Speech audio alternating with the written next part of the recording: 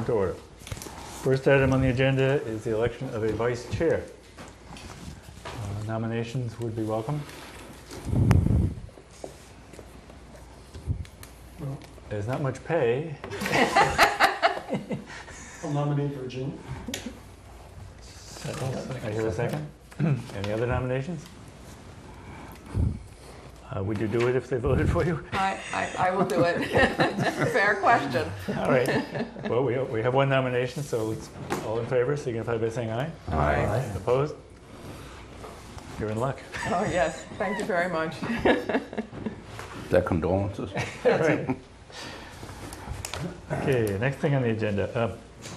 The next three things are sort of related, and they relate to what we did at our last meeting, which is talk about moving forward and the kind of proposals that the town's going to have to consider at the fall town meeting and what we want to do to move those forward. I think it boiled down to about three different baskets here. One of them was the Echo Toilet checkerboarding bylaw, which has had some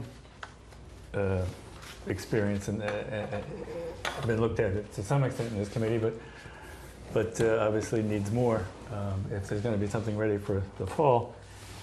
I think what we're talking about here is study groups to come up with at least the basis of a bylaw that we could then forward to the selectmen for their consideration when the warrant closes in September.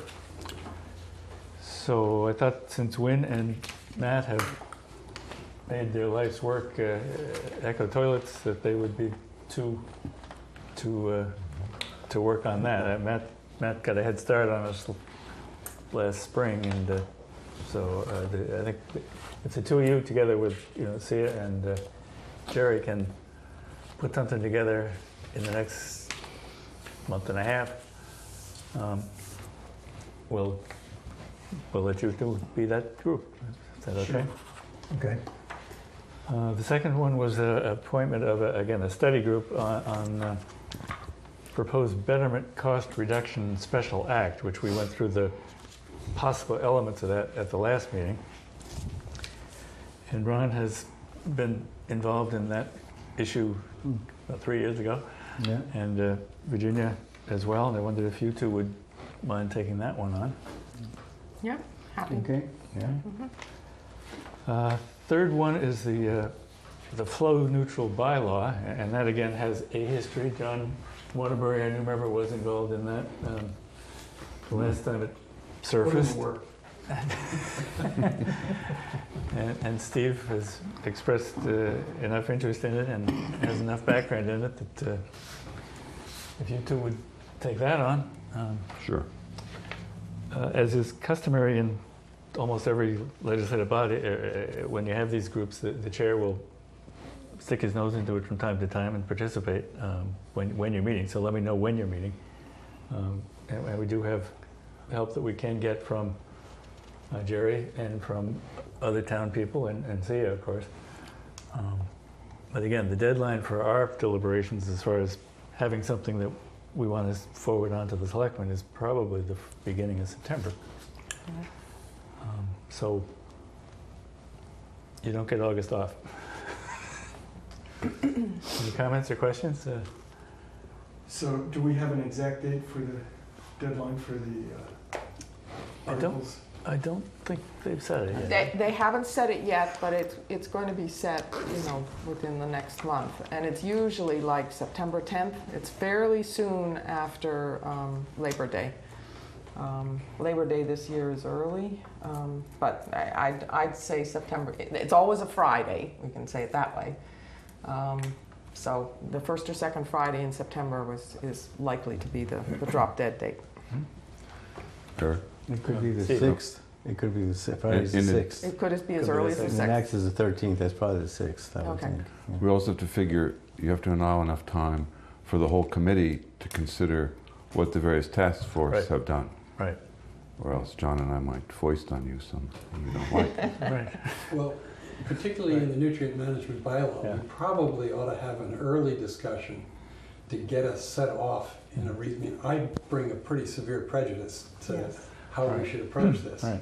And if we charge off with that prejudice in hand, we may not get what we need. So I would suggest that we have a chat early on and try and figure where we want this to take us. Yeah.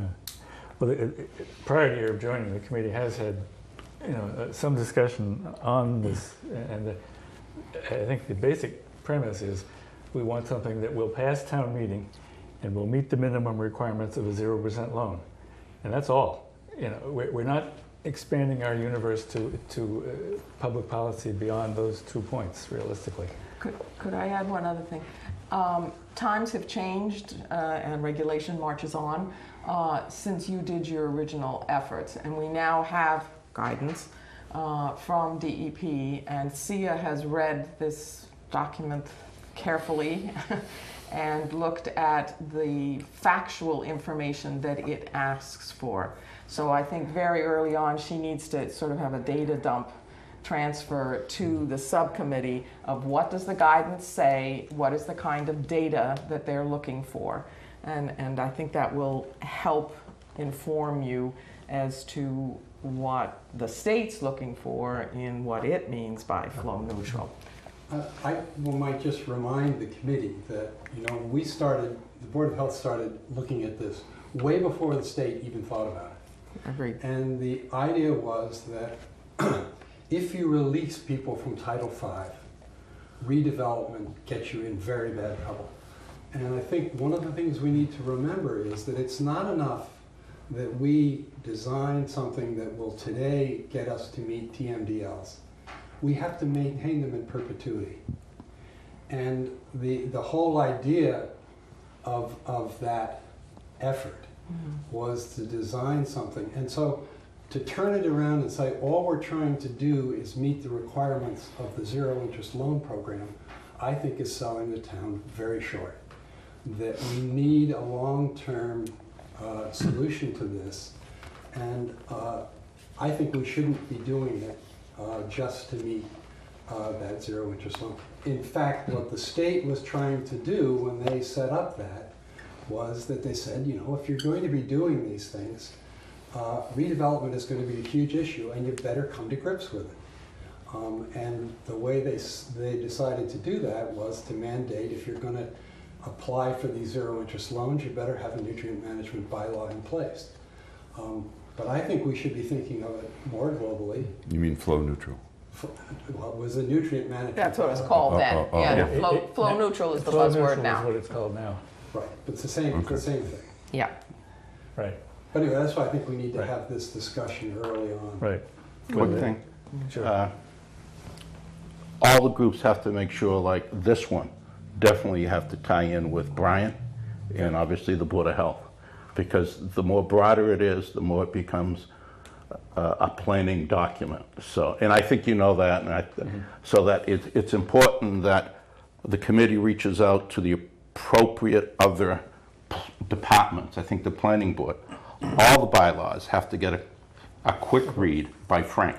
Sure. I mean, he's gonna look at it afterwards, but it's better if you go in, at least you know what Frank's advice may be on some of these. Yeah, Jerry's absolutely right. It's town council, it's the selectmen, it's the Board of Health, it's the planning board. All of them have to be on board for this to happen. And if the planning board and town council seem to be on board, I think it makes it a lot easier. Sure, absolutely. Comments, questions?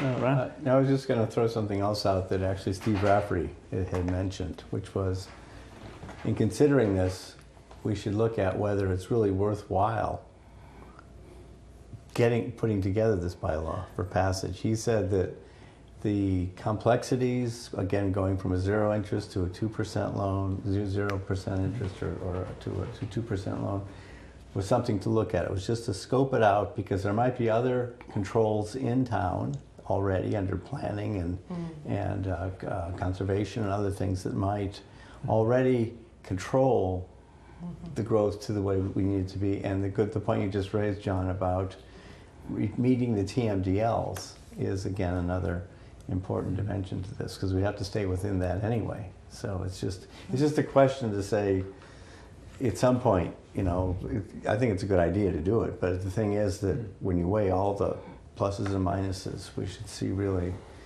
how much, What John is saying Yeah. is, you're not just saving the 2%, which Yeah. comes out to 30% of your cost approximately, but you're saving all the future costs of having to meet the TMDLs with some imagined greater development, right? If This might be a discussion. you have to spend even more. We're getting deep in the weeds. Yeah, no, But just- it's a necessary discussion. Yeah. Yeah. I'm just trying to mention what Steve had said, and we might get get something from him just to see what his, I don't know if I'm representing him properly exactly is what he meant here, but he did raise that as a question. Well, keep the number in mind. If you're borrowing $50 million, you're saving $1 million a year Yeah. for the entire length of the loan. That is a extremely important goal for the town of Falmouth if we're going to go forward with the schemes that we're proposing. Right. But ultimately, it is a decision of town meeting, and they may not choose to take that path. Speaking of casting a wide net and coordinating with other boards, the planning board has appointed Yes. an official representative. It's Paul Dreyer, who's over here sitting next to Steve Fassett, who's the representative from the Finance Committee. And it seems to me that the flow neutral discussion all the way along, it's extremely important to both bring other boards along and also draw in information from them. So it's very nice to have regular liaisons with those boards. And they will be added to the 2 lists for our meetings. Yeah. Yeah, I they think so. should. Yeah, I mean, should be. I think that's a good idea. Yeah, Your emails aren't cluttered enough. yeah. We'll make sure you're advised of these meetings. Yeah. We've already gotten a lot of useful information from Brian Curry with an eye toward drafting something flow neutral. So, but yeah, the board obviously has to be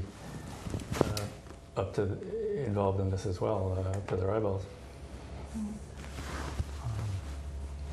I have one more question with respect to our task force on eco-toilet checkerboard bylaw.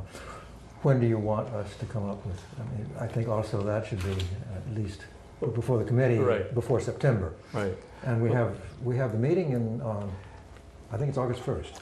We have We one do. August 1st and we have one August 29th. I think those are the 2 in August. And the question is, should we prepare something on August 1st, just a report on August 1st? Yes. If you Sooner could. the better. If you could. I mean, that's I won't 2 be- weeks. You want, Oh. oh, okay. You gonna try to take a vacation again? Yeah. Try one more. Are you back in your house? No. Oh, well, let's certainly say August 31st then. And if you have something Absolutely. earlier, we can send it around. Send it around for better, yeah. take a look at. Okay. And simpler the better. I mean, for an article, 4 or 5 sentences, 6 sentences. Yeah, we don't need to get boggled down in legal language. I think the premise is to describe the elements, and we'll let Frank, Duffy, and others worry about the legal language. I think we have a meeting would be on the 29th, actually. Right, good. And That's then it, the 29th. next meeting would be, so if we had a discussion then, Yep. the next meeting would be then on the 5th of September. Right? Right, It gets very tight if you allow for That's right, yeah. yeah. one of the task forces come up with something, they present it to this committee, somebody on this committee says, wait a minute, what about that Yeah. ridiculous provision? And then the task force has to go back and then bring the revised thing back to here. Well, the calendar is going to guide us, and it's going to require us to do what we need to do by a certain time. So if we haven't figured it out by the 29th, and we haven't by the 5th, it's gone. Or we could aim for the 15th, is it the 15th? Or Yeah. something like that is, and then Two. to get a route, not the 15th, what is it, let's see. Can I? Yeah, Virginia. We do have a second bite at the apple, and that is that there's usually a special within the annual, and that will have a deadline, the warrant closing sort of like the beginning of October. So it seems to me if we just are not able to pull all the threads together, we could, there's nothing money involved with these, so it could be in the special. It wouldn't hurt to be in the special. It wouldn't hurt. No, it wouldn't. No. I would look to the sections on Article 10 of the O'Leary bill. There's a couple of paragraphs already in there about some of the things we're talking about. There's some wording and checkerboarding, it may not be exactly, but this is language theoretically that the legislature has approved if the towns want to adopt it. And if we still want to do our own thing, start with language I think the legislature's like. Sure. And then approve on it if it's something in there we don't like. Sure. Okay. And I can send that out. Thanks for the advice, Jerry. Any further comment or discussion about these study groups? I think is the more appropriate language. We don't want to start getting into this subcommittee fandango.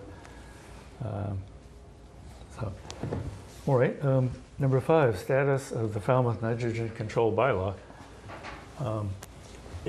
As you recall, for our nationwide TV audience, I'll remind them, Falmouth passed a nitrogen control bylaw, which was recommended very highly by TEP and anyone else who's looked at the causes of the estuary's decline, because fertilizer is the second largest cause of fertilizer of nitrogen in these estuaries. Falmouth is the only town that passed a bylaw that was drafted by this committee and its able consultant. And town meeting passed it, and it went to the legislature, and it went to the Attorney General, who heard noisily from the fertilizer industry that this was a bad thing and shouldn't be permitted. For a number of reasons, they agreed with them. Our state senator and our state reps responded to that by putting language in the state budget that would basically grandfather Falmouth's bylaw. And that budget went to the governor and has not yet come back. So the governor has two choices now. He can either veto that language, in which case the legislature gets the chance to override him, or he can leave it alone, in which case Falmouth's bylaw will be intact and in place.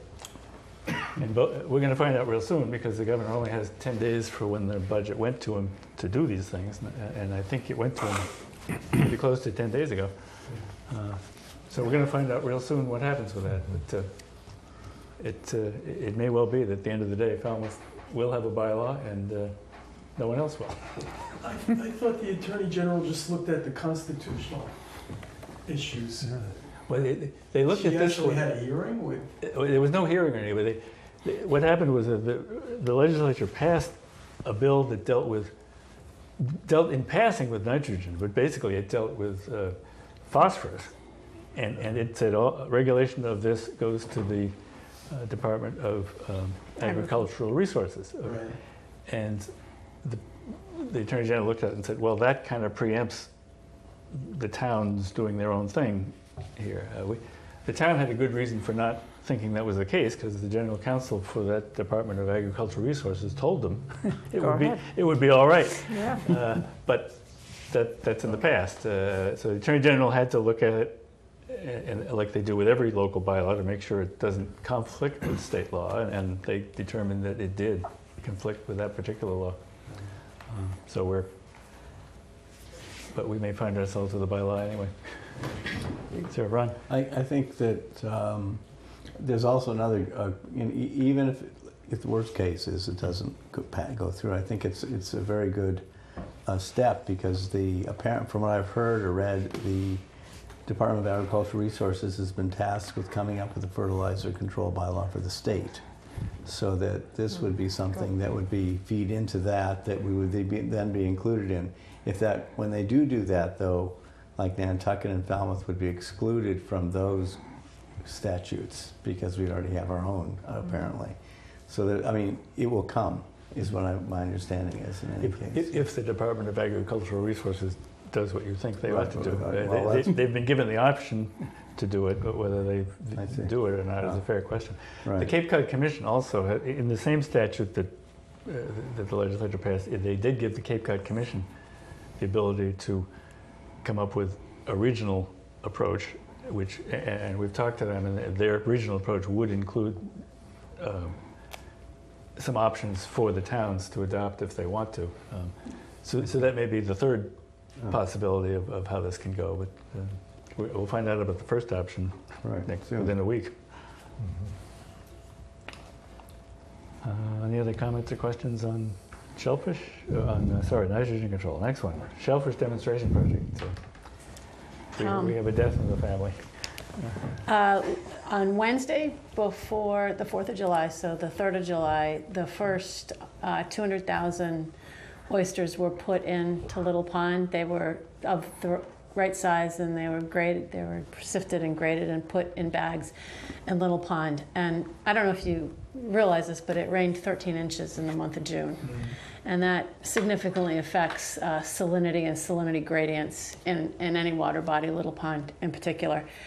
And temperatures spiked above 27, 28, 29 degrees C. So there was a real, there was a pressure to put the oysters in because they were ready to go, and we had been waiting for the right time and the monitoring to begin, the pre-oyster monitoring. And that all happened, and so they were deployed. But because of the low salinity and because of the extraordinarily high temperatures, there was very high mortality. So by Saturday, there was about 10% mortality. And that gave great cause for concern. So Monday morning, SMAST did some sort of just-in-time measurements. And I was down there first thing in the morning, and the FACES monitoring group happened to be there taking at the shore. So there's a gradient of salinity across the pond.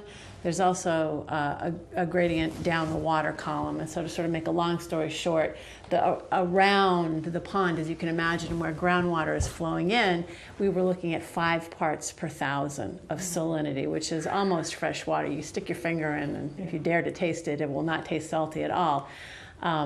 SMAST had gone out and came back basically the next day with results that we were looking at 16, 15 in the middle of the pond. And so we right away moved the oysters into the middle of the pond where there was more salinity. And then today I went out with SMAST and a sonde and a boat, and we did a grid. We did the perimeter. We went up and down just to get some real time. So these measurements were taken every second. So we watched going across, around the perimeter and through the middle of the shellfish area. And we're looking at between 13 around the sides and 18 in the middle parts per thousand. So the salinity is up. Yesterday they did a measurement before this, and it was 22. But then we had a dump of rain. So it looks like that 5 parts per thousand, 8 parts per thousand was an unusual phenomenon. And even with the kind of rain we're getting now in July, we should be okay from a salinity perspective. We're going to put one more string in tomorrow and let them go for a few days and see how that batch does before deploying the rest of the first batch, so the first 1.25 million. So the reason you do a demonstration is to understand what your standard operating procedures should be. So I'm actually really encouraged that we are learning that you want to test salinity before you put oysters in, and you want to look at temperature and maybe hold off for a couple of days, which obviates the need to have transitioning. We have to have a transitioning, and we worked that out with Chucky's transitioning by keeping them in Falmouth Harbor. So we've got a good system in place for transitioning out of the upweller and not necessarily going into Little Pond if the conditions are such as they were, unusually high temperatures, unusually low salinity. So we're on top of it. SMAST has been great bringing out zones, coming and doing testing. And I think we're going to keep testing and making sure that we know what the conditions are. Jerry, do you want to add anything? That's it. Oh, we know we may have to we spend a little bit more money to get more reports from Brian. He sampled in May and June, and the reports are available, and the things that will be helpful. So that was in their proposal. We initially didn't fund it, but it looks like now we should fund it, and we're adding in a small price to put a flow gauge, is it? Yeah, the tidal gauge. Tidal gauge. A tidal gauge, which was recommended. As you all, the report came out. They made a recommendation to have a tidal gauge, so we'll understand what the constriction at that inlet is really doing in terms of the tidal prism and changes to that. So that piece of information would be helpful to our understanding of what happens. And I think the other seminal point is the oysters are sitting in the first 4 inches because of the floating bags. And there is a significant salinity gradient from the surface down to the bottom. And oftentimes the readings are done kind of in the middle of that water column. But we did today, and what we're going to continue to do is really look at that first 4 or 5 inches to know what the salinity is. So one of the things that SMAST had recommended is putting a monitoring sonde at the surface. The Conservation Commission wanted them at the bottom to understand about dissolved oxygen and those parameters in the bottom. But I think for our purposes, having an additional sonde at the surface to know what's happening in terms of temperature and salinity, where the oysters are actually growing, would help us in terms of our decision-making needs. Are young oysters more? Are young oysters more sensitive to oxygen than they are when they get older and more stable? Or? I have no idea. To salt. I think the difference was it was a shock because in Falmouth Harbor they were at 22 parts per thousand and 24 degrees C, and they were shocked both in terms of temperature and in terms of salinity or lack of salinity. But Ron may have some insights. Yeah, I was just going to say that, basically it's sort of standard good aquaculture practice when you're moving things from one place to another that you check to be sure, to see where you're going, and where you are and where you're going. And normally what happens is that there's a acclimation process, like with fish. Now this is a little more complicated maybe with the oyster seed because there's so many of them, so compact, like you have fish in bags and you can start changing water slowly back and forth. And that's just basically the standard thing. In this case, there was an assumption made. And I think what Sia said is correct, is that it was shock to go from that extreme. The other thing is that at 5 parts per thousand, actually oysters, the literature says oysters do well. I mean, not do well, they survive at 5. So we weren't really completely out of the range. But what happens is that the feeding behavior, or the capacity to feed, drops off. And then that when they're so tiny, they don't have much reserves, so they will starve. Yeah. And so so there's a couple of things that could be happening, but so it is better though to get them in an upper range if possible. I mean, this year was an unusual year. We've learned a lot of good lessons here, and it was fortunately we didn't take the whole thing and put it all in at once. But 10% loss of a couple 100,000. For this kind of an extreme situation is pretty small, pretty minimal. I mean, you could expect. I've seen other cases where it's been almost 100%. Not with oysters, with fish, where it was just an error in how the transfer was done. But in this case, I think that it's really we'll learn as we go along. There's going to be other we'll be tripping, I think, as we move on a bit now and then. But as we move in a progressive way, and as now we're looking at the pond, and as Sia said, and looking at the locations and what's really happening, that we'll be able to understand and it'll become like second nature, I think, by next year. Steve. Can you put this in context for me in 2 ways? The first way, I think Ron just answered it. 10%, a one-time 10% loss doesn't sound that bad. If it was 10% every day for 15 days, that would be bad. And so am I correct? This is a one-time 10%. It was only 10% of the 10%. It was 10% of the 10%, so it's about Even 2,000. better. Right. And then the other context is, yes, we're sort of pioneers in using oysters to remove nitrogen, but no way are we pioneers in growing oysters, even growing oysters in estuaries. So what do the professional oyster people say about this? Are we just new to the game, and so like new gardeners we have to learn stuff, or are we doing something really nuts, trying to put oysters in little ponds? I think I can answer that. Basically, we should have looked at the salinity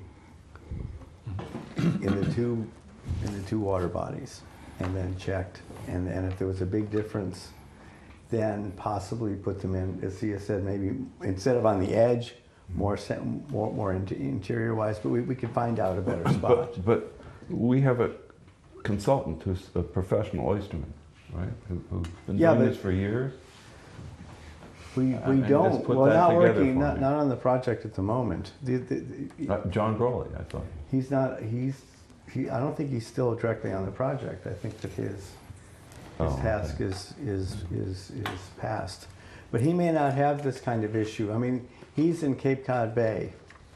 That's where he does his oystering, and you're not gonna get that kind of situation we have with Little Pond. So certain things, we're learning more about this estuary type thing. That's what, Yeah, I if we think talk to that's the Jack point. Blake, yeah. We are pioneers. Yeah, yeah. We are taking oysters that are growing in an upweller and taking them from one place and putting them in Little Pond, which is a very degraded estuary. Whereas normally people move it from the upweller to the same estuary that the upweller is in. Typically, and in larger bays. And larger bodies of water. Or less constrained. I mean, Little Or Pond- flushing. Or flushing. The salinity doesn't fluctuate quite as much. This is we all know it's an unusual year just from living here, but it is. But that doesn't mean it won't happen periodically. It's just we have to be alert. I think that I think the problem has been addressed for my. Well, and the other thing to the people that the viability test last year, the bag was very close to where they were put this year, and they thrived. Well, more importantly, it was put right in front of the drain, and that night we had a torrential shower. Okay, but they were already in the pond, so the salinity changed pretty fast, but they were in that water as opposed to being popped into, just straight in, so that as it changed, there was more of a gradual ism. So I think they did fine last year. Can I ask you, one of the experts here, does the lack of dissolved oxygen Salt. make a big issue? Oh, The dissolved oxygen is actually very high. yeah, Oh, it's it very is? high. Yeah, it's very, very high. Well, It's salinity. how does it, so it's similar to Falmouth Harbor then? So that wasn't a shock? It wasn't It a could have problem. been- I think and it was also temperature. I think temperature and Temperature temperature. and salinity. Temperature and salinity together, and just the not the actual values, but the difference between But- one set of values but and where they oyster- came from and where they were Yeah, going. And we need to just remember that. Right. Oysters also live in the intertidal. Right. So when the tide goes out and the sun is shining and it's a hot day, they just get close hot. Okay. Then the water comes in and they cool right down again. So they've got temperature-wise, they seem to be pretty resilient. They're really, they're good animals for this type of thing because they are quite rugged. And we didn't get 100% mortality. We got 10% mortality. So yeah, so the weak ones. 90% survival is a much better way to Yeah, that's a factor good these way. things. Right, We're provided. gonna try and keep it that way. Continue day after day. All right. I can say after 10 days of this, we're dead. No, it's just one. It was one event. Well, it was the first batch. 10% of them croaked and 90% of them survived. And we're gonna make sure that that rate stays. In Virginia. You said there was a salinity gradient across the pond, but there was also one vertically. What's the gradient vertically? When we were measuring it yesterday or the day before, Yeah. it was 8 parts per thousand in the first 10 centimeters, Okay. around 15 to 18 parts per thousand at 20 centimeters, and then up to 30, Good. to 30 centimeters Which from is the bottom. seawater. Which is seawater towards the bottom. Mm-hmm. Yeah, so quite a significant gradient. Yes. And just one other thing is that we're kind of lucky we have this lower salinity too, because it retards oyster disease. Okay, if you're up around 30, they're on the bottom. Then there's an issue there. So having them up above actually has some advantage to keep you. Very low salinity, as I said, is not good because it stresses them, but where they are, they're probably fine. Last year we had them floating, and they were very robust and grew very fast. But you can adjust the depth, so you can control both the salinity and the temperature. Not with the floating bags. Yes, but that might be the next thought, Yeah. whether slightly deeper is better. Right, whether the non-floating option might be better if the floating requires you to be at the top. We're going to keep watching salinity Yeah. because I think that was an anomaly. And we happened to put them in when the anomaly was peaking. And even a few days later, In other words, it probably was peaking when we put them in on Wednesday, but by Monday, the salinity had already gone up and was on an incline, and by Tuesday it was up to 22, so it went from 5 to 8 to 22 in a period of days. If we just held off and put them in a few days later, the salinity would have been consistent with where they came from. Interesting. And so we just, I think the point that you want to harden off. You want to harden off your, I mean, we all know this from gardening. You want to harden off your. Yeah, we got the good guys left. The good tough guys are left in there. And gals. And as the 300 Committee discovered in their T-Ticket Park, you don't spread the grass seed before the rain. But Exactly. there's so many rains that. Anyway, also I'd like just to make a comment that the volunteers, Steve in particular, and others who have been very heavily involved in the fabrication of the bags has been strong and good-spirited and a really good example. And we've also now, I also contacted, we've been working with the T-Ticket Civic Association, and now I've also made a liaison with the Falmouth Heights Mira Vista Improvement Group, and they are also now showing interest in volunteering and helping out. They've been connecting with CSO. So we're getting a whole neighborhood consciousness around this, as well as, which would be helpful in a lot of ways, just in terms of acceptance in some way of understanding, and also for security, because they'll be help watching and that kind of thing. So I think we can do a lot of, and it's been welcome with open arms so far. It's been very nice. So it's been a very good experience, at least in our connections. Yeah, see, put on a little picnic, I guess, a couple of Fridays ago. And it's a very jolly group. People really are enthused about what they're doing. They enjoy what they're doing. They feel like they're doing something really good for the town. And it was a great feeling. And we'll have another one. That was the halfway point of the bags. We celebrated half of. So when the bags are all put together, we'll have to have another one. Okay, any other input on the shellfish demonstration project? Okay, next item, report on PRB neighborhood meetings, of which there were 2, and we're going to have to work on the 3rd, but let's hear about the first 2. Jerry went and Virginia went, and Right. I don't know, Sia went to one of the... No, it was just you Jerry. two? Okay. Jerry set them up, and it was very helpful. Okay, you want to... I'll start with Great Harbors. Steve and I were at Great. They're a association, and they own the roads that we have to go in, and they had the annual meeting. It was fortunate. They were interested. They approved the concept of going in. We obviously have to go back and report out when we have the preliminary design. We didn't want to start a preliminary design in any location if the neighbors didn't want it. We had budgeted for up to 4, I think, 1 in West Falmouth and 3 in the South Coast. So that was good news. And for the Seacoast Shores one, it was an informal meeting because their agenda was full. They want us to come back and probably present after we have the preliminary design done, so we can get into it in a little bit more detail. That is in a public street, so we don't necessarily need people's buy-in, but again, we don't want to go into a neighborhood that has significant concern. So I think it was positive, and I think as individuals they liked it, but they cautioned they weren't speaking as the board or as the association. Right, yeah. So in the case of Great Harbors, you had the association membership there, and they took a formal vote. And as Jerry said, they wanted to see the design, but they at least were generally supportive of it. And they did also support putting a monitoring well in. And that's an important feature because we don't have any particular data, current data on the groundwater, either in terms of thickness or in terms of concentration of nitrates or ammonia in the Great Harbors Peninsula. We do have that data for Seacoast Shores from 2 different sources.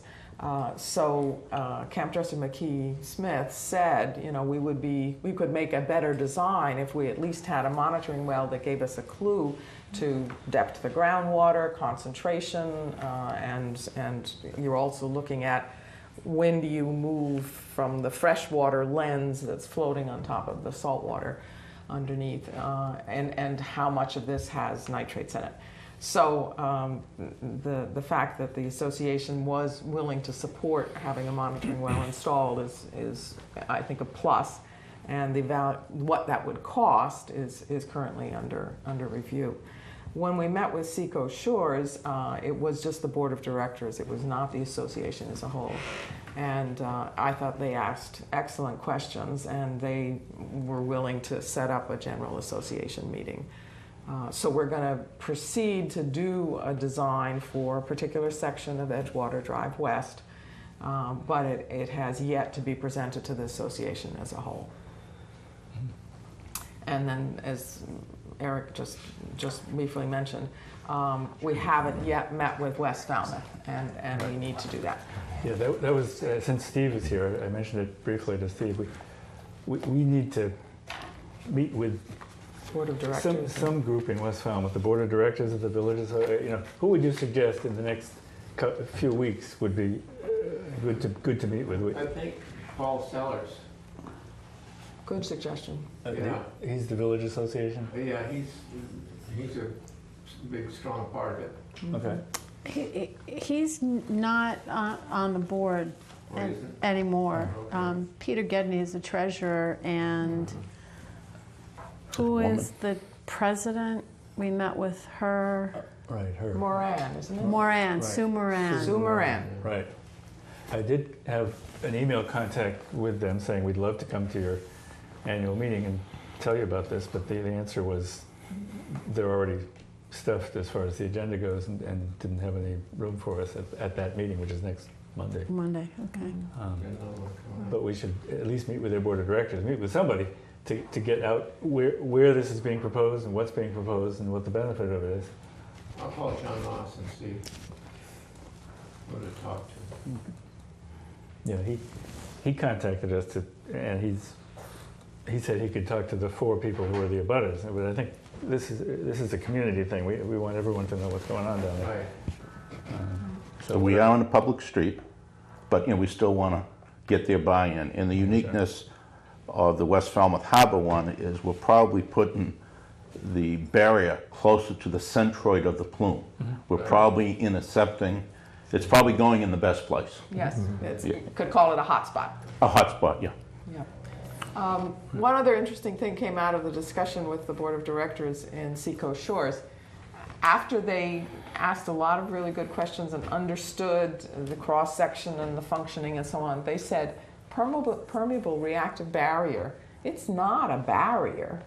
It gives the wrong mental image. It's really a filter. The groundwater is going through, it is intercepting and filtering out through a chemical reaction, removing the nitrogen. And so I put that out here now because I really think that this is a case where we need to correct the language and give the right impression. And I would suggest we change the CWMP and make it permeable reactive filters. So as we go out to the public, if you have to stop and explain, if you're giving the wrong kind of image, we're just making the work harder for ourselves. It might be permeable reactive denitrifier, might be better. I don't know. Denitrifier, okay. I'm not sure, but Let's also play I think around. phosphorus- Let's some play of the- around with what it ought to go. Yeah, well, it may take Well, out yes. phosphorus too. It is a so- barrier to the nitrogen. Well, No, it's an opportunity for the nitrogen to join up with other things that have a chemical reaction and go off as nitrogen Just, gas. It's a dating machine. The dating machine. Okay. Yeah, we can. I don't think we're going to put that in the CWMP. No, should be in the minutes. Where's the newspaper? I have a question. You mentioned there's very little data on the groundwater in West Falmouth. And you mentioned no. No. Seacoast, Great Harbors. Great Harbor. Great Harbors. How many monitoring wells are you talking about? Would they be on private property or public property? I think we will, first we're going to say this is what the monitoring well is going to look like and how deep and whether it's going to be one port or multi-level and so on and so forth. I think the request is going to be to put it on the Great Harbors common land. They own quite a bit of property that's on the waterfront there. They also own the roads. So within Great Harbors, it's private property in one sense or another. It's either on your lot or it's on their association land. So how many are you thinking of? At this point, we're just starting with one. Ultimately, wherever the permeable reactive denitrifier is installed, there will be monitoring wells both upstream and downstream just to show that it's actually doing what we say it can do. What's the target date for installing the PRBs? Don't have a target date. This I'm approximately the year. Or next year. next year. But first you have to fund the construction. We No, have but design. I'm leading up to 2000 another question. 2014, hopefully. And say the 2015, summer. Not this summer. No, the summer of 2014, or the spring. Not the spring. The money, at the earliest, the money wouldn't be voted until May of 2014. Yeah, So late summer or fall of 2014. at the earliest. Probably not during the summer either. Right. Yes, Oh, yeah. well, in fact, That's a good both point. associations made that point. No, So fall of 2014. fall or winter. Okay. So if you are dependent on monitoring upstream and downstream of it after it's built Right, to show that it's doing something, right. shouldn't you also measure upstream and downstream of where it will be Yes. the year before? Yes, Yeah, Yes. we can do that. right. So Well, that would be this fall. Well, which that's why when you said when will it put in, I said at the earliest, because if you remember, DEP said we want a year of data ahead of time and then 3 years afterwards. So, you know, whether we get the monitoring well in, well, I think we can get the monitoring well in this year. This year. Because But it's we might only- have some budget within the But CDM. I don't like the use of the singular. yes, exactly. It's 2 times the number of potential sites, at least. Well, West Falmouth doesn't need one because they already have enough That's data for right. there. And Seacoast Shores doesn't need one. Because there is one in Seacoast Shores already that Yeah. the commission put in 15 years ago. Cape Cod Commission has wells there, and the Geological Survey has wells there. Downstream of where it will be? Not necessarily. So you have a general point there. Right. But we're trying to characterize the general groundwater flow. For a different reason. For a different Right. reason. And I don't, Right. That's I don't right. take But we're not issue with that. saying- I'm when- saying you need it upstream and downstream, We don't know where upstream is Before. going to be yet. or you don't have a controlled experiment. Right, True. right. We will, though. Mike I think the McGrath point could is- argue it's been doing that all along. Right. I think that what we're going to do is get closer to the point where we're going to have this preliminary design where on a piece of paper we see where we're putting them, and then we're going to take a good hard look at how to do the monitoring plan, because it's a key part of all of this. But you want it the same time of year, a year before. It doesn't have to be the same time of year. You just want to have a 12-month, and then you want to have another 12-month. Yeah, groundwater doesn't change too much. Obviously, there's seasonal occupation, so you would, there definitely would be an increase in nitrates in the groundwater during the summer months. But normally you sample quarterly, and it's not huge differences. normally. And we could put the groundwater monitoring wells in well in advance of the pilot going in. It just delay That's the right. physical construction Yeah, in the Exactly. street. So you get a good point. Yeah. We could start the monitoring wells next summer. Right. Yeah, for all the design. Mm-hmm. And so we have the full year, and then we just wait another year before we can start constructing the pilot. If that turns out to be an issue, good point. Or we could think about it this fall. I mean, The question, Well, that's why I the asked that problem is question going to be first. funding, Right. funding to do it. Funding is going to be tight. We'll see what the monitoring well is, cost. Right, just Well, to have, presumably Right. peanuts compared to the cost of putting in the PRB itself. well, yes, Right. sure. But we have an existing budget. Yeah, the PRB installation would be new money voted by the Right. town in May of 14, so. But we have a budget for But we have- baseline monitoring, and you don't Right, want, and it could- you don't want all That's the a good money point. spent on the And- PRB to be and- wasted and because there are you a don't lot know of what it's doing. demands on that line item. well, That's a good But point. point well taken, and if the money is an issue, we'll address it. Yeah, we have some money in the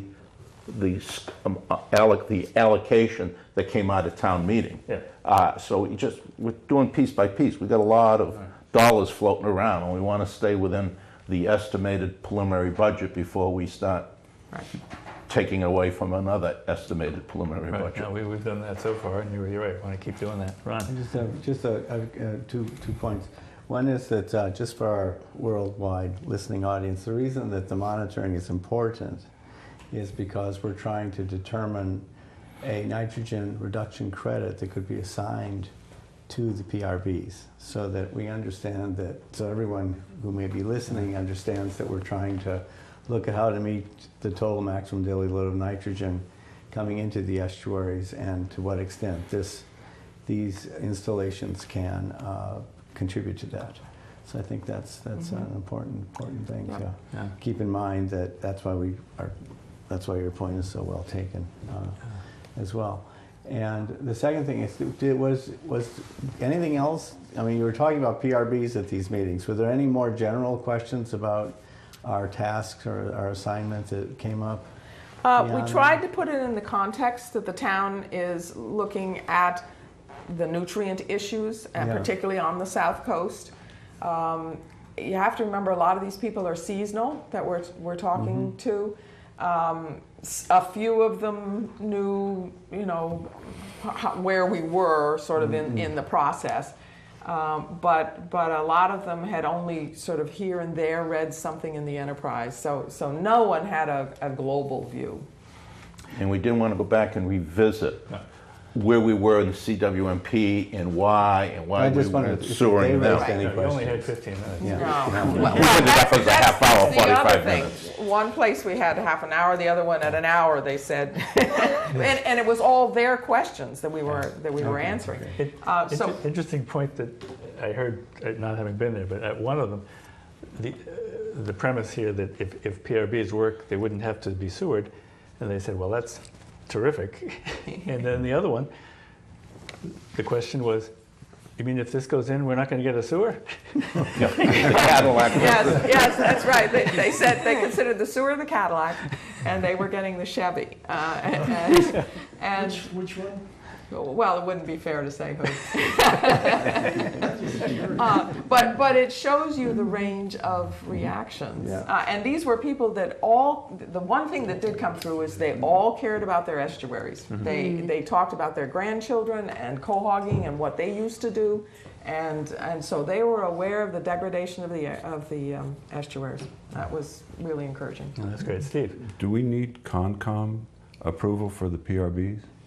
Yes. Yes. Anything within 100 feet. And of will they wetland. do the same thing that they did with the shellfish? Probably. And So would it make sense to talk to them well in advance? of course. We have. Okay. Yes. Yeah. They've been attending the meetings that we've had with the consultant.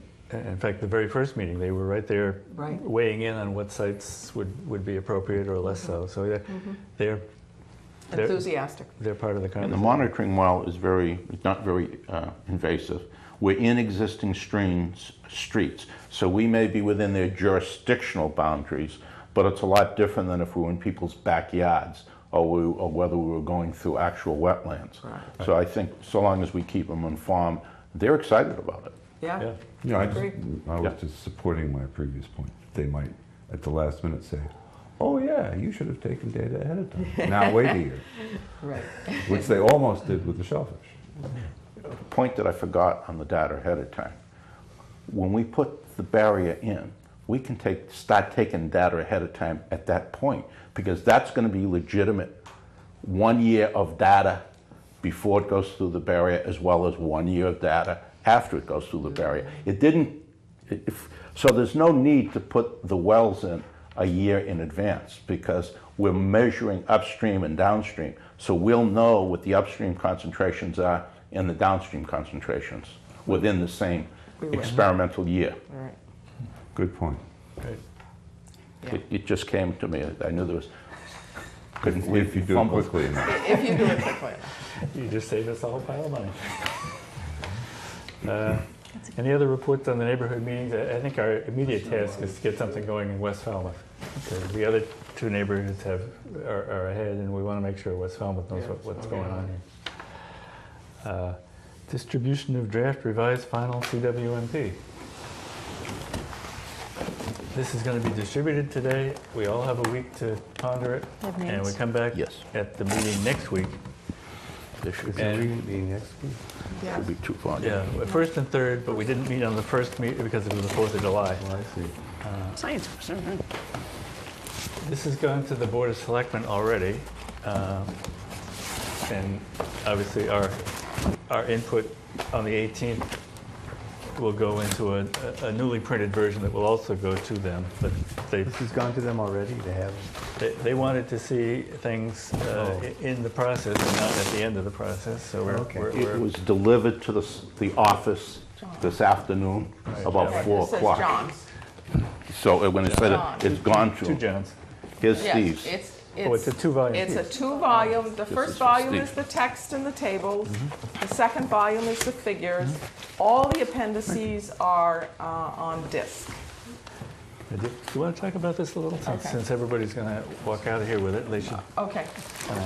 It's been labeled a preliminary draft of the final You should- comprehensive wastewater management plan. The town has been working on this since 2007, when we filed the first environmental notification form. We have moved through the process. A year ago, we filed what's called the draft comprehensive wastewater management plan, and it is also an environmental impact report. And then I'll get to the last label here in a minute. When you file a draft with the Massachusetts EPA, there is comments by all state agencies and the public. And those comments require a response, and the town has to proceed with its evaluations and its planning until it gets to the stage that's called the final. And what you're looking at is the final, but it is labeled preliminary draft final, so that there can be additional corrections from the committee. And the Board of Selectmen specifically asked that we not vote the draft and then give it to them. They wanted to have it at the preliminary stage. So we're basically going to be marking up this document to get to the final stage. There also are some gaps where we're still having evaluations done on Crocker Pond. We still don't have all those reports back. Those are soil reports, and in some cases modeling for nitrogen.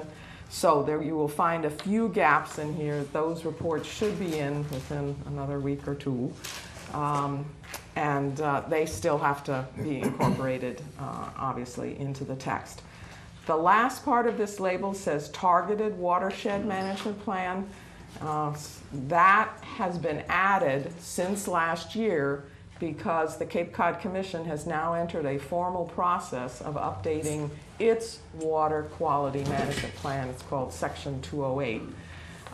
And it has designated all of the watersheds on the Cape into two categories. You're either a shared watershed or you are a targeted watershed, meaning that the watershed is entirely within the town's borders.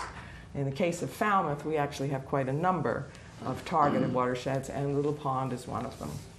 So this last label, Targeted Watershed Management Plan, is going to crop up on all of the other reports done in the other towns if they have a watershed they totally own. If they don't, if it's a shared watershed, such as the Walkwhite watershed, then there's a whole additional process that our committee and Mashpee and a bit of Sandwich are going to have to go through. And we're actually going to have to plan as a group, or we wouldn't be having a meeting like this. We would have to have Mashpee present and Sandwich as well. So that's the background on the report. We have tried to get rid of all of the old history. It's summarized in a paragraph or it's referred to as an appendix. We've tried to make this current information. It has an extensive description on the aquaculture, extensive description on the eco-toilets, things that were missing from previous reports. And then it also talks about the sewering component and the PRBs, and it's our current knowledge as best we could. People should understand this is not new positions, and it's not. The only new information is updating from previously not available information. Right. It's basically the same story that we sent up, that the Board of Selectmen sent up to DEP, to the MEPA people back in August of last year. It's been rewritten because some of the comments came back saying this is very hard to follow, and it's been rewritten so that it is not hard to follow. But it is not taking any positions on any subject that weren't previously adopted by the Board of Selectmen a year ago. The executive summary in the response to comments could be 2 places to start, and then the recommended plan. Yes. As you remember, this committee went through the executive summary and the response to comments line by line. So you've already seen those, and you've already voted and edited them. But the remaining chapters, as I said, the summary of previous work is short. And then we have an entire chapter on non-traditional nitrogen and wastewater management.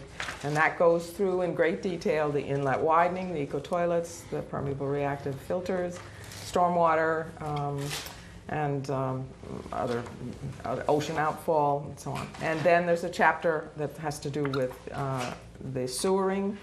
We're required to put in public participation, so that's a list of everything that's been done in the last year. And then Chapter 6 is the recommended plan, and that has funding in it. And Chapter 7 is a requirement. It's called the environmental impact analysis, and the engineers are required to look at each of the actions and see what their impacts would be. That's a summary of the table of contents. We hope to get it published on the web tomorrow or Monday, because I do have a complete disk. I'll be working with Sia, and we'll put it up there so it's easily, maybe by, I haven't looked at the disk, so people don't have to download 3 million megabytes to get to chapter 1 or something like that. Oh, okay. We'll try to do it chapter by chapter. Yeah. if we can. Yes. Good. Yeah. The way the last year's is on one page, but each chapter is a different link to download. We'll try to structure it the same way. Okay. Good. Right. And we'll take it up at the meeting on the 18th. And we will week. not leave the room until it's done, because that's our deadline. And I think we should bring refreshments, and I think we should start at 7. Bring your toothbrush. So the response to comments is not included here. The response be. to comments is an appendix, and so I don't. It's not included as far as I could I discover. Okay. couldn't find the response to comment. Well, Well, that's what I said. It's in the appendix. Okay. Oh, and it's the in- appendix, I see. the appendix In the is disc. on disk. Oh, All the on the disc. appendices are on disk. have we tested to be sure you can read these discs? I'm just getting it for I the just first got time. it, and I got it late this afternoon. I figured, get it to you, we'll work out the details. Yes. The last time I tried to read one of these discs, I couldn't read it. I was just wondering. Do you have a Mac? Yeah, I do. That That's why? sometimes, Yeah, okay, well, You should be Okay, able to well- open I'll Word, check though. Let's Right. please check it. sometimes. Okay. Any, We're going to post it. You will get it online. actually, that's a good idea. Might be easier. all right. So Okay. definitely the appendices, because that's. Any other comments or discussion on? So everything is on the disk. No, the appendices are on the disk. It says preliminary draft append, I'm not sure, it has 2 things on there, Let me. Appendices. Well, you're right. This does say it has the preliminary draft as well as the appendices. Does it say that, or does it No. just, or is just that the title of No, it? I think you're right, Wayne. I think they're just saying that. That's just the We'll title. open That's just Find the out. title. Right. Yeah. Okay, all right. Yeah, that was my understanding. We were getting was my- hard copy of the tables, the figures, and the text, and the appendices were on disk. Okay. Steve. The elves in my basement kitsch workshop thought that Virginia should be recognized for all her work. No. And CWMP can stand for other things. Careful work makes progress. Oh.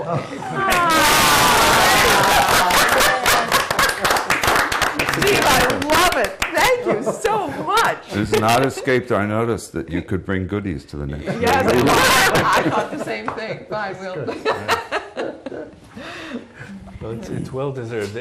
She has been putting in at least 20 hours a week for how many months?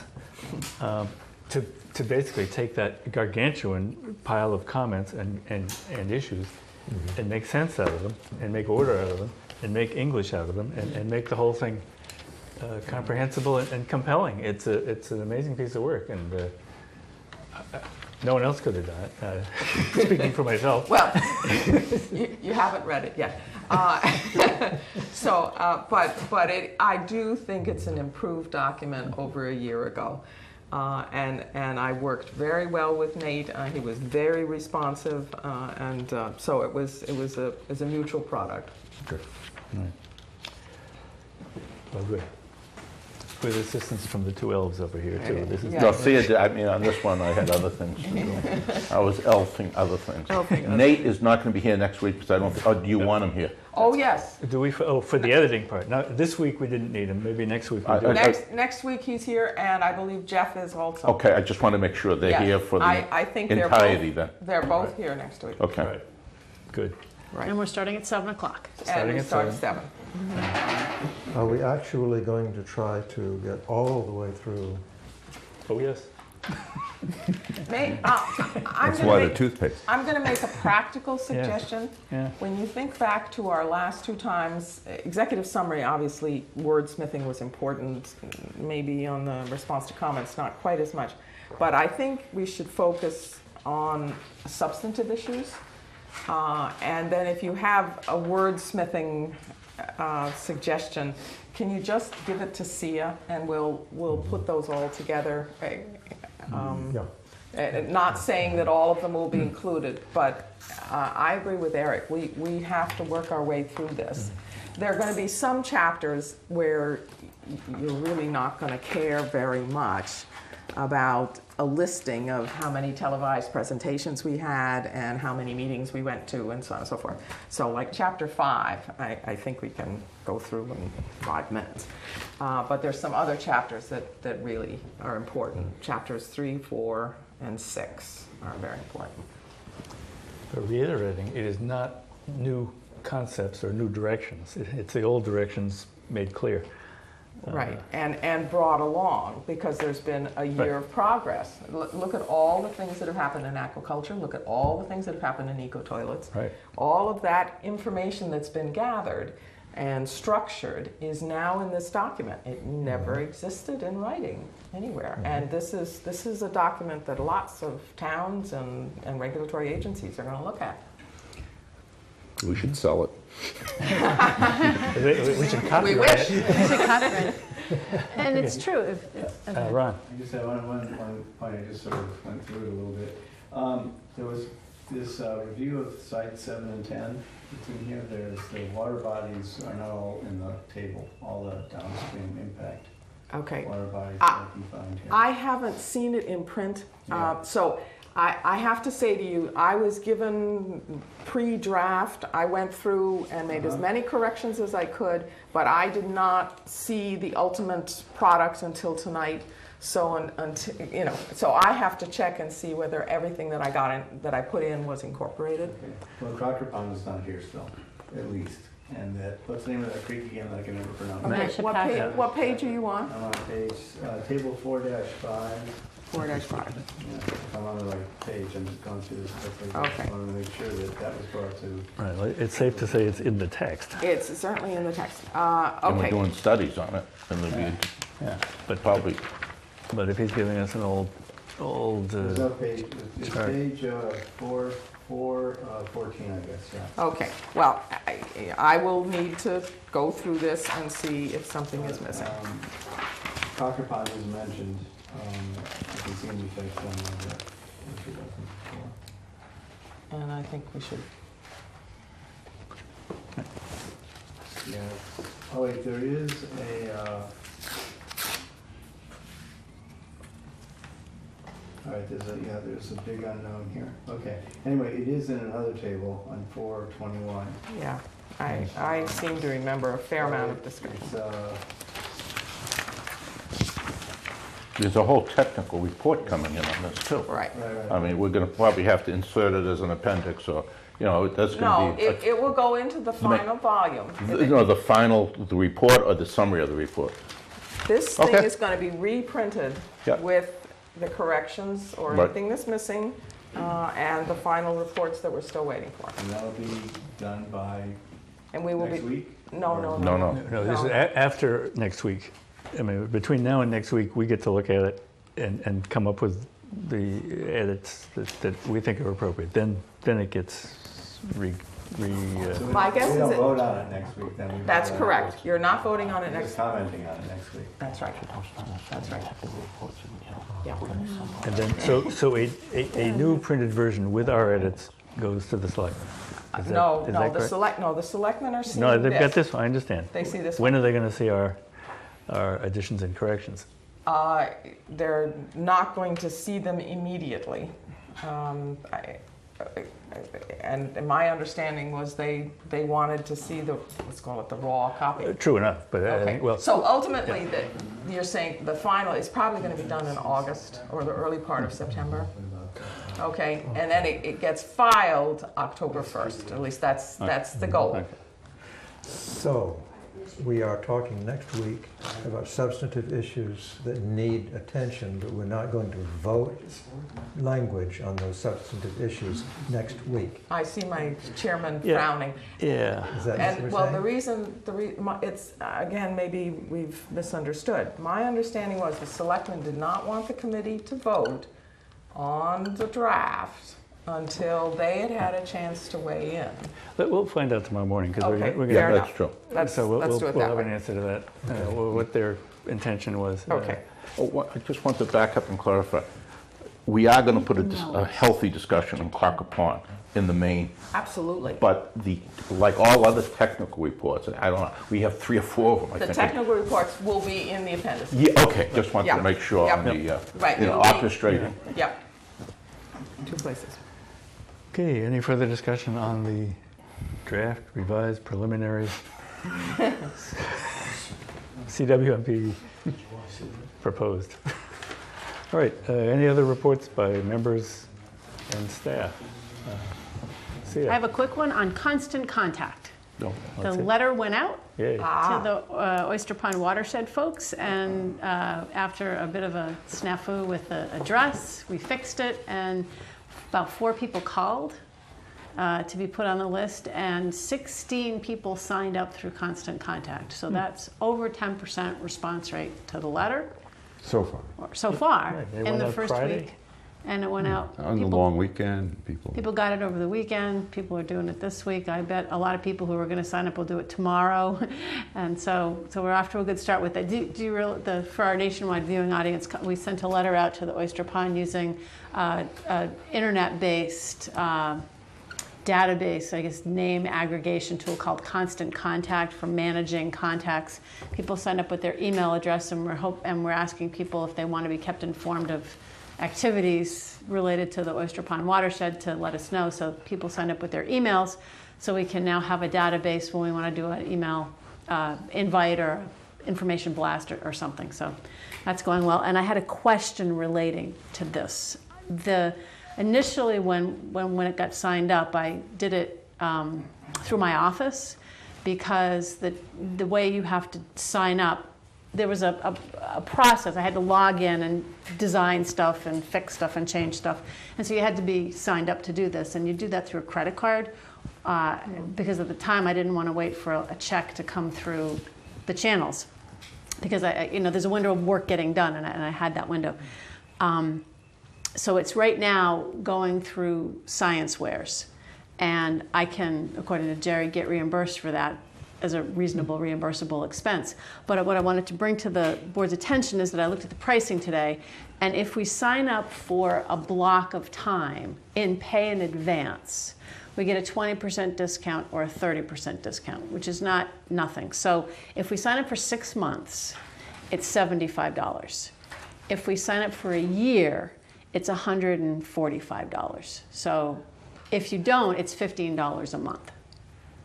So what I'm wondering is, should we, I know this is big money. $5, I hear. Between 6 months and a year, we save $5. No, it's compared to 75 the and each. 140. 40, right, 145. Okay, I see what you mean. I But see what you mean. 15 a year. Yeah. Yeah. A month. Yeah, But it's right. 15 a month. Right. So, Right. and then there's the simplicity of paying the bill once and getting reimbursed once as opposed to getting reimbursed monthly. That's not as important. I'm just, if we could just take a moment and think about how long into the future we think we want to hold this account. I move that we pay for 1 year, which would be 145, instead of the 180 if you did it month by month. And I hear moved and seconded. Further discussion? All in favor? Aye. Aye. Thanks. And it comes out of Oyster Pond. Oyster Pond. It's coming I out of think the we waste. can do it. Oh, yeah. Oh, I know you can. Right. Just the most efficient way to do it. And I just wanted Right, to. right. Good. Thank you. A little bit of an update on our consultant with SMAST. And the last time this group met, we had put out an RFP. That's right. And maybe you could kind of describe what's happened since then. We got 3 respondents, and SMAS was the most responsible, and I figured that, lowest and advantageous. most advantageous. So we're moving ahead with them, and they're well into monitoring. They made some enhancements of suggestions since they already go out and monitor in May and June, and that data would be useful, and it's exactly the same data that the Concom wanted. So, I mean, we're working with them, they're working with us. I think we're working their admin issues and we're working our admin issues, and I think things are going very smoothly. I see emails daily from SMAS to SIA on DO and salinity.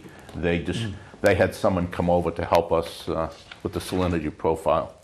So it's been going very well. Yeah, they've been doing a very good job, very responsive. It's an era of good feeling, and I'm very happy to see it. I'm really glad they're doing it now, because getting somebody new in there would have been problematic for what you're doing now. So that's a winner. Any other reports from members? Ron? This is a bit late in a way, because several of us did a little field trip with Mike McGrath to Quist Harbor, and we never really reported on that. And I think that his idea was to take us during a low tide to show us where algae was building up from what he understood to be nutrient inflow points. And what was curious about this visit was that the major points, or along the shore where we saw lots of algae, were right below the storm drains from the road. It was pretty much consistently that way, most dramatically, except maybe the Quist Harbor boat rail thing that goes to launches boats. There was a patch there as well. And so it was interesting to try and sort. It doesn't mean that coincidentally that wasn't groundwater flowing in or something, but it was pretty distinctive right at the shoreline where he was pointing it out. We keep finding the little grates for the water to flow in, so that was kind of interesting. Did he note that?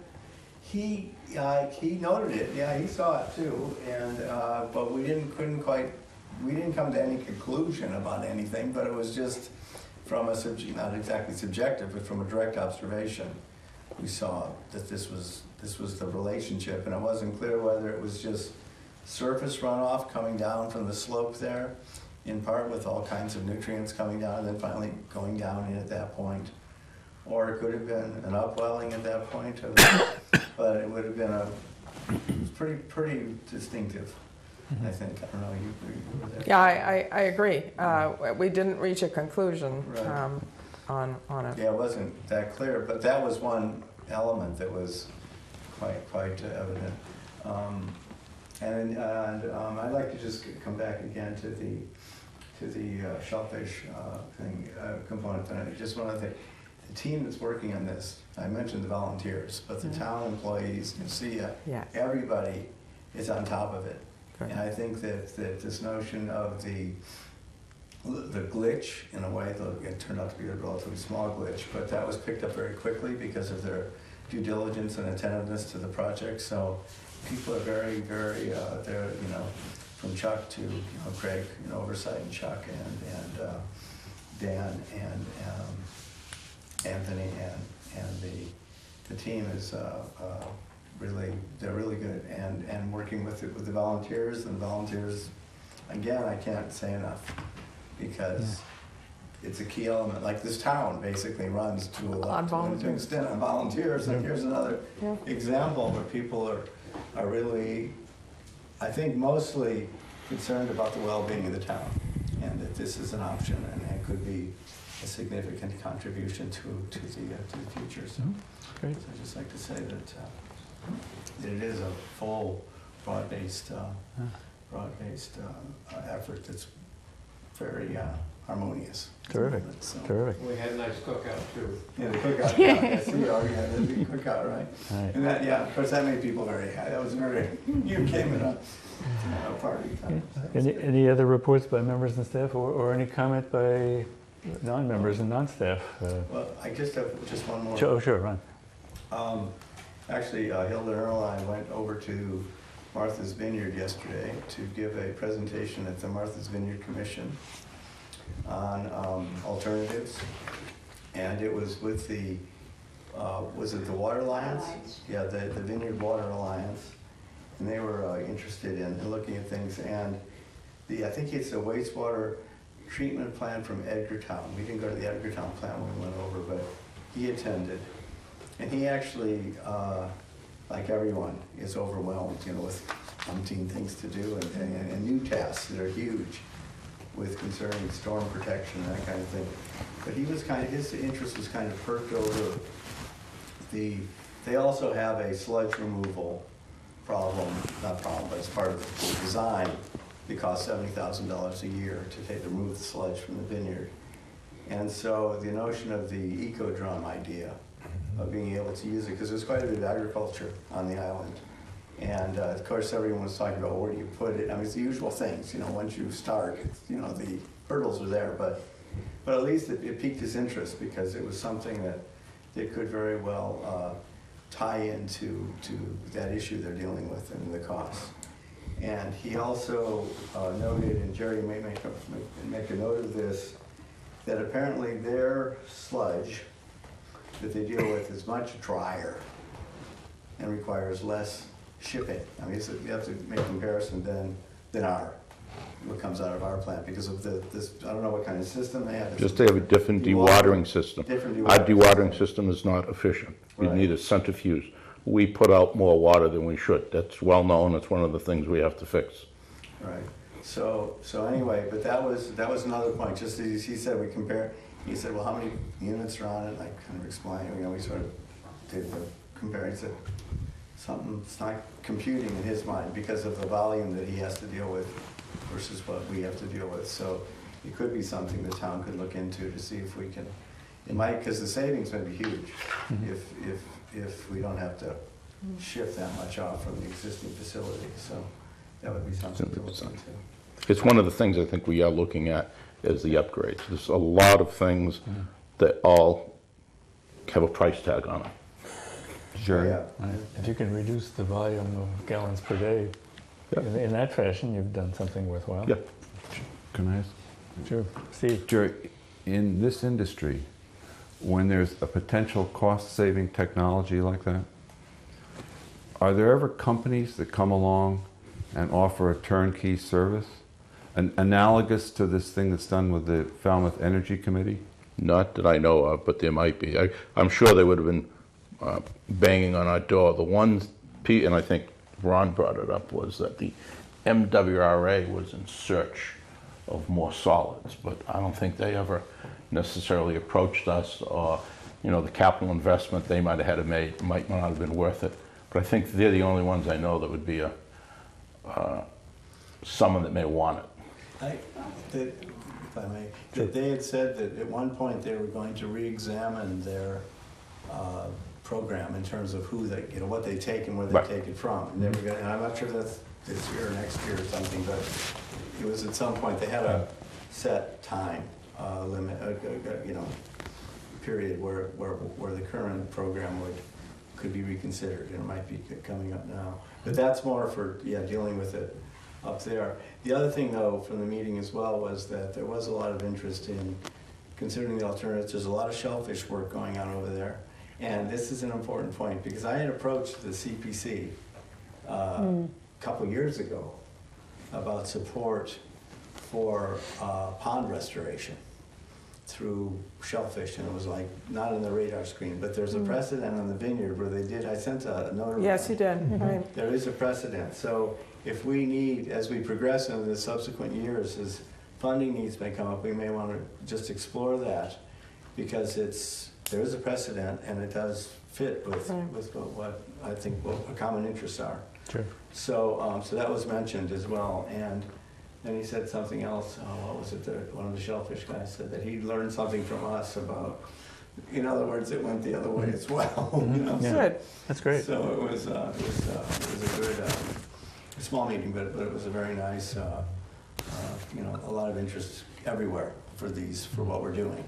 And I had explained about how the state's looking at Falmouth as with all of the goodwill and support of our citizenry, to look at these pilots or demonstrations to see if, working with DEP and DMF as well, and our own departments and the units. So it was quite positive, quite positive. Good. Win. Ron, you and I were at that meeting, the CLF meeting at the Oh, right. at 594 595 Old Post Road. Old Post Road in Katuitt, where I'm not prepared to give an exact good summary of exactly what the person from CLF said, but it's quite clear that they think of themselves as being more on our side than I ever heard them before. In other words, they think of themselves as trying to help the Cape and help Falmouth and so forth to avoid having to do big things. They claim they brought this whole thing up for the purpose of getting something started. What organization is it? Conservation Conservation Law Law. Foundation. They're working with the Buzzards Bay Coalition. Sued the EPA. Yeah, that's not how their lawsuit reads. No. They're Their a very lawyers might, litigious organization, but they have Well, they're a good motive. yes. And they Great motivation. If you had a question for them, I think I did ask it. If I can imagine what you would have asked, it was like, why are you boxing us in a corner? Right. Great. Not exactly that, How to but answer. yeah. Very What? long answers without any substance. Yeah, right. Very Yep. like a lawyer. Yeah. Yes. Well, They said nothing very well. they They said nothing very well. Well, okay. Yeah. Okay, any other reports by members, staff, or non-members and staff? Paul, want to say anything? I'm just trying to see around Jerry. Maybe our liaison sit at the table next week. That's a good point. Yeah, you could come sit up here. You want the liaisons to sit at the I table? can't sit there unless Steve sits there. Well, we're about to adjourn, so it really doesn't It matter. doesn't No, in the matter. future meetings.